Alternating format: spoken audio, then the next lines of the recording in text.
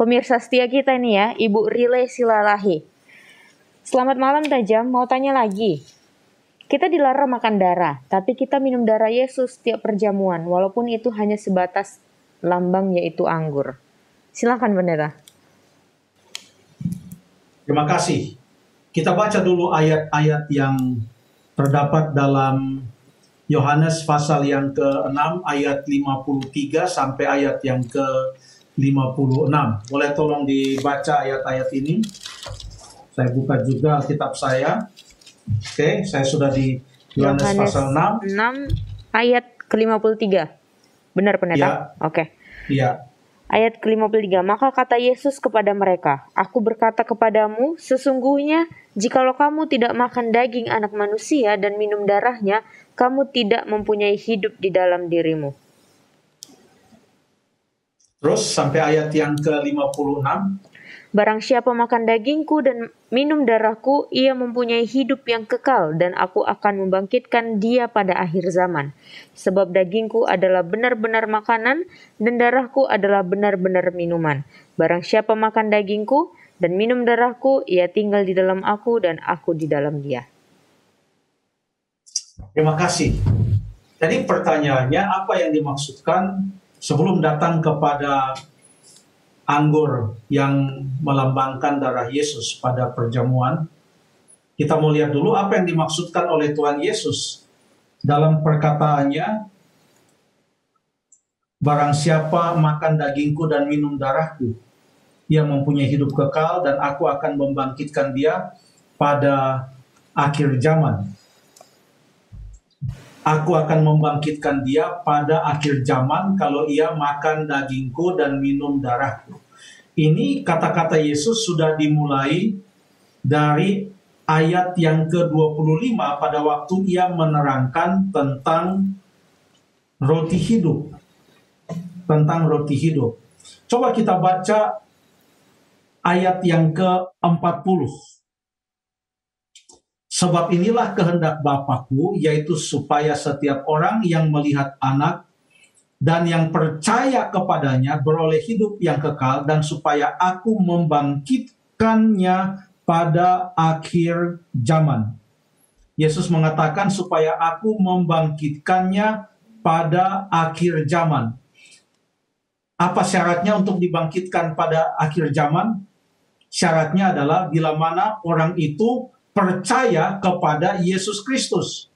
Sekarang ini paralel dengan yang terdapat dalam ayat yang ke-54 yang mengatakan barang siapa makan dagingku dan minum darahku, ia mempunyai hidup yang kekal dan aku akan membangkitkan dia pada akhir zaman.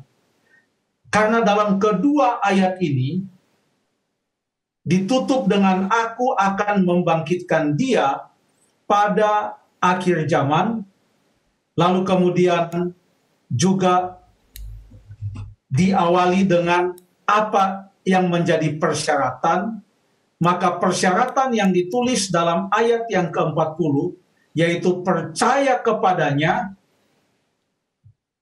supaya kamu memperoleh hidup yang kekal, ini sama dengan makan dagingku dan minum darahku dan ia akan mempunyai hidup yang kekal. Ya. Jadi apakah kira-kira Ellen dan Epi bisa melihat dia punya paralel membandingkan Yohanes 6 ayat yang ke-40 dan Yohanes 6 ayat yang ke-54.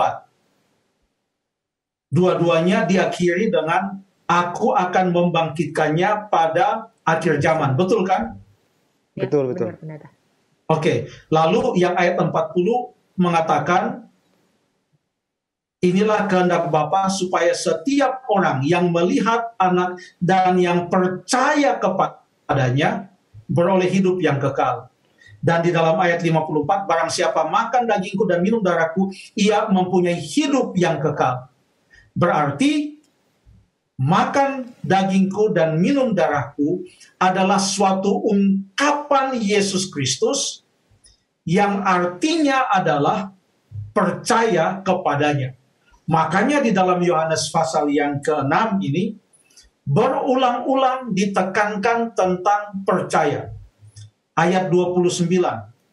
Jawab Yesus kepada mereka, inilah perkataan yang dikehendaki, inilah pekerjaan yang dikehendaki Allah, yaitu hendaklah kamu percaya kepada Dia yang diutusnya. Lalu kemudian ayat yang ke-35. Akulah roti hidup, barang siapa datang kepadaku, ia tidak akan lapar lagi, dan barang siapa percaya kepadaku, ia tidak akan haus lagi. Lapar dikaitkan dengan makan, haus dikaitkan dengan minum. Dan itu dikaitkan dengan orang yang percaya kepada Yesus Kristus akan mendapatkan hidup yang kekal, tidak pernah akan lapar dan haus lagi. Tidak pernah akan merasa ada sesuatu yang kurang, karena ia sudah dipenuhi dengan semua berkat Tuhan, yaitu keselamatan itu. Lalu kemudian yang berikut, tadi ayat 40, disebutkan juga di dalam ayat yang ke-47, aku berkata kepadamu, sesungguhnya barang siapa percaya, ia mempunyai hidup yang kekal. Jadi percaya mempunyai hidup kekal, percaya mempunyai hidup kekal, dan akan dibangkitkan pada akhir zaman. Itu adalah janji Tuhan Yesus. Berarti pada waktu Tuhan Yesus berbicara dalam Yohanes 6 ayat 53 sampai ayat 56 tentang makan dagingnya dan minum darahnya, yang dia maksudkan di sana adalah percaya kepadanya. Seandainya saja yang ia maksudkan di sana adalah arti secara literal atau harafiah, maka pada saat ia mati di atas kayu salib, mungkin ada orang yang berpikir ini adalah kesempatan untuk mengikuti apa yang dia katakan.